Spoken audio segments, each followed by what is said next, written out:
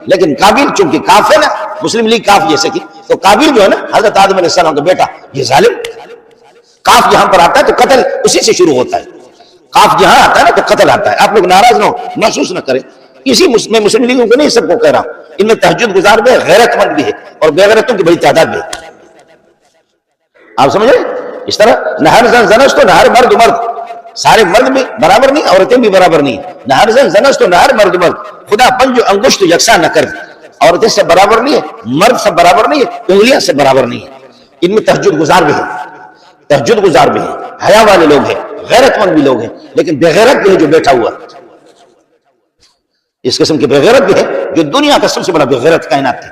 اور جب بھی علماء قتل ہو چکے ہیں، انہی کے دور اقتدار میں قتل ہو چکے ہیں علماء۔ جب پیپل پارٹی والے وہ بھی اچھے لوگ بھی ہیں، برے بھی ہیں، لیکن ان کو بھنگ کی گلاس سے کام ہے کہ بھنگ کا گلاس مل رہا پی کر کے مدد یا مدد، وہ اس بھنگ کے گلاس میں سب کی بات نہیں کر رہا ہوں کہ کچھ کے وہ بھی اپنے نشے میں لگے، کھائیں گے پئیں گے اور وہ کریں گے، لیکن علماء کو قتل نہیں کیا انہوں نے، علماء کو قتل نہیں کیا، تبلیغیوں کو قتل نہیں کیا۔ راونڈ کے اندر اگر وہ نہیں چلی تو مسلم لیگ والوں نہیں چلی، راونڈ کے اندر معصوم قسم کے فقیر یہ تبلیغی، انہی نے گولی چلائی، اور ہزاروں علماء جو قتل ہو چکے ہیں، ہزاروں علماء انہی کے دور میں۔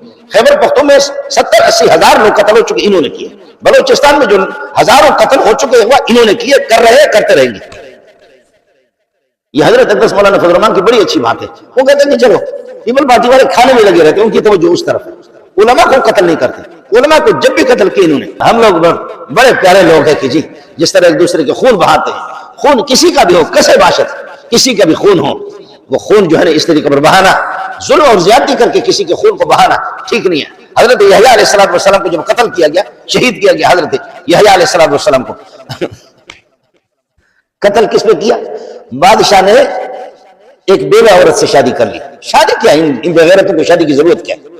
ایک بیوہ عورت سے شادی کی بادشاہ نے، اور وہ خوبصورت تھی، سونی تھی، اس کی بچی تھی، اور اس کو کام چلاتے رہے، اسی سے کام چلاتے رہے، اور جب وہ عورت بوڑھی ہو گئی تو اس کی بیٹی تیار ہو گئی۔ اب وہ بیٹی تو اس کی ستیلی بیٹی ہے، جب اس کی ماں کے ساتھ انہیں نکاح کیا تو پھر اس بیٹی کے ساتھ اس کو بدنگاہی سے دیکھنا بھی اب کے لیے کیسے اجازت ہے؟ تو پہلے ماں کو استعمال کرتا رہا، اور اس کے بعد پھر یہ کہ اس کی بیٹی تیار ہو گئی، پھر بیٹی کو شروع ہو گئی، بیٹی کو نکاح کر بیٹی۔ آپ حیران ہوں گے، میں قسم کھا کے آپ کو اس اللہ کی گھر میں آپ کو بتا رہا ہوں، خود ایک بندہ میرے پاس آ گیا، کہنے لگے کہ بندہ نہیں، خاتون آ گئی میرے پاس، خاتون آ کر کے اس نے یہ کہا کہ مولانا میرے شوہر نے مجھے چھوڑا ہے، وہ لاہور میں بھاگ گیا، اور میری ماں کو لے کر کے نکاح مجھ سے کیا، اب اس کے بعد یہ کہ 3-4 بچے خدا کی قسم میرے پاس، میرے گھر والی کے سامنے وہ جامع فاروقی میں تھا، بچے لے کر کے آ گئی، یہ بچے 3-4 بچے اس سے، اور اب مجھے چھوڑ کر کے میری ماں سے نکاح کیا۔ پاکستان زندہ باد، پاکستان پائندہ باد، پاکستان زندہ باد، پاکستان پائندہ باد، زندہ باد جی۔ یہ اللہ مجھے رسوا کر دے گا اگر میں جھوٹ بولا اللہ کے گھر میں، خود میرے گھر پہ مسئلہ ہے، لیکن مفتی غریب کیا کر سکتا ہے؟ مفتی مسئلہ بتائے گا، المفتی یخبرو والقاضی یجبرو، جو قاضی ہوتا ہے، خلیفہ ہوتا ہے، اس کے پاس پھر قوت نافذہ ہوتی ہے، قوت حاکمہ ہوتی ہے۔ امام ابو یوسف ہارون الرشید کے جب قاضی تھے، چیف جسٹس تھے، تو پھر ان کے پاس اختیار تھا۔ ایک آدمی نے کہا ان نبی صلی اللہ علیہ وسلم کان یحب الدبا، نبی پاک صلی اللہ علیہ وسلم لوکی کو پسند کرتے تھے، وانا لا احب الدبا، مجھے لوکی پسند نہیں ہے۔ امام ابو یوسف نے فرمایا ایھا الخبیث، اور خبیث کتا، جدد ایمانک والا لاسلن سیف ولا اضربن عنقک، میں ایمان کلے پڑھ، جا جہنم میں کتے کا بچہ، جا جہنم میں، تمہیں لوکی پسند نہیں ہے، لیکن جس لوکی کو میرے نبی نے پسند تو نہ کھانا، تو پھر کیوں آپ نے یہ روایت کیوں پیش کی کہ نبی نے پسند کیا مجھے پسند نہیں ہے؟ مجھے گوشت پسند ہے، جیسے مولوی کو بھی، آپ ضرورت کیا تھی؟ نہ کھاؤ، نہ جاؤ جہنم میں، نہ کھاؤ، لیکن تو یہ کہہ رہا ہے کہ نبی کو جو چیز پسند تھی وہ مجھے پسند نہیں ہے، اس طرح اس کو زبان پر لانے کی ضرورت کیا تھی؟ جدد ایمان کا آدمی، بڑا آدمی تھا، جیسے ہمارے جتنے چور ڈاکو ہوتے ہیں وہ بڑے ہوتے ہیں، بڑا آدمی تھا۔ حضرت نے فرمایا جدد ایمان کا ایھا الخبیث، خبیث ایمان کی تجدید کرو، لا الہ الا اللہ محمد رسول اللہ پڑھو، والا لاسلن السیف ولا اضربن عنقک، میں تلوار نیام سے نکال کر کے تیرے گردن کو اڑا دوں گا۔ خدا اس قسم کے قاضی ہمیں دے، ہمارے زمانے کے جو سرکاری قاضی ہوتے ہیں، ہمارے مولوی میں ہم لوگ بھی جا کر کے پھر جب ہم پڑھاتے ہیں وہ جا کر کے سرکاری قاضی بنتے ہیں، سرکاری قاضی۔ اچھا سرکار کا اپنا حال یہ کہ کلمہ لا الہ الا محمد رسول اللہ، لا الہ الا محمد رسول اللہ، جوتا اس کے منہ پہ آدمی مارے کہ آپ کے ملک کے سربراہ کو بھی صحیح معنوں میں کلمے کی ادائیگی اگر نہ آ جائے تو پھر کیا کرو گے؟ جو بڑے بڑے وزیروں کو بھی صحیح، نسل کی بات نہیں کر رہا، تو کہاں پر ہم لوگ پہنچے ہیں؟ حضرت نے فرمایا کہ تیرے گردن کو میں اڑا دوں گا کہ تو بندے نے توبہ کی۔